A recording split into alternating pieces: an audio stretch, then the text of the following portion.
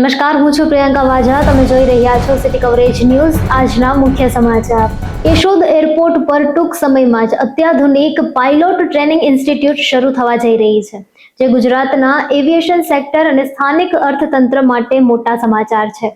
આ પ્રોજેક્ટથી સૌરાષ્ટ્રના યુવાનોને પાયલોટ બનવાની નવી તકો મળશે અને લાંબા સમયથી ઓછું કાર્યરત એવા કેશોદ એરપોર્ટનો મહત્તમ ઉપયોગ થશે.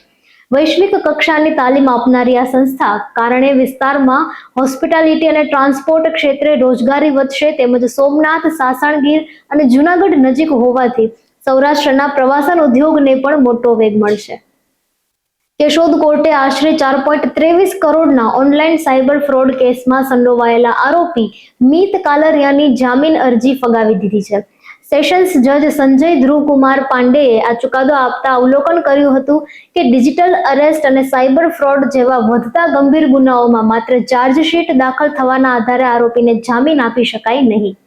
આરોપીઓએ સંગઠિત ગેંગ બનાવી બેંકના મ્યુલ એકાઉન્ટ દ્વારા દેશભરના 44 નાગરિકો સાથે આ મોટી છેતરપિંડી આચરી હતી. જૂનાગઢની ત્રીજા additional judicial magistrate first class કોર્ટે ચેક રિટર્ન કેસમાં મેડિકેર ચિલ્ડ્રન હોસ્પિટલના ડોક્ટર જિગ્નેશ ભરડાને દોષિત ઠેરાવી 1 વર્ષની સાદી કેદની સજા ફટકારી છે.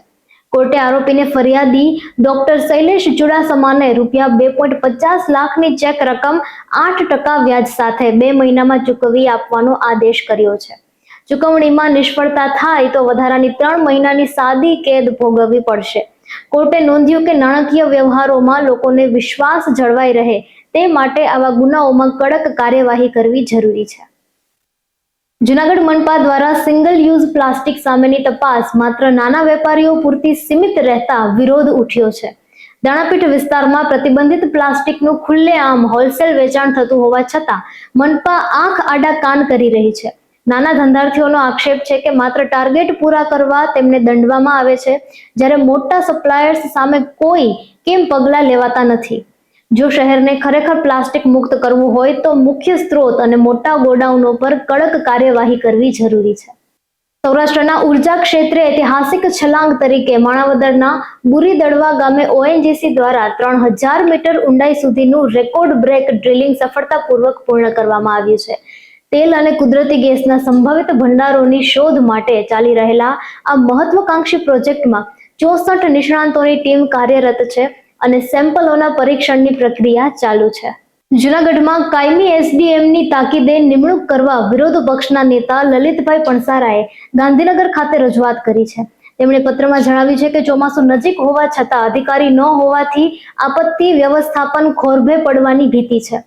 આ ઉપરાંત કાયમી અધિકારીના અભાવે જમીનના બિનખેતી વારસાઈ એન્ટ્રી, પ્રોપર્ટી કાર્ડ અને ખાસ કરીને અશાંત ધારા હેઠળની મિલકત દસ્તાવેજોની અરજીઓનો નિકાલ ન થતા પ્રજા ભારે હાલાકી ભોગવી રહી છે. સુપ્રીમ કોર્ટે ગૃહિણીઓના યોગદાનને ઐતિહાસિક માન્યતા આપતા અકસ્માત વળતરના કેસોમાં તેમના ઘરેલું કાર્યનું માસિક મૂલ્ય ઓછામાં ઓછું 30,000 રૂપિયા નક્કી કર્યું છે.